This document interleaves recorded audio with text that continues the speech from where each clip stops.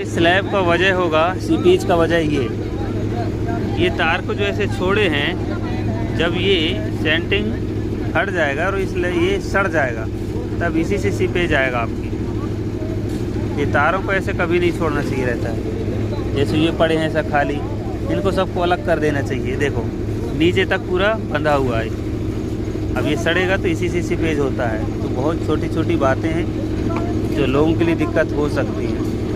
तार किसी भी तरह से स्लैब के ऊपर नहीं होना चाहिए।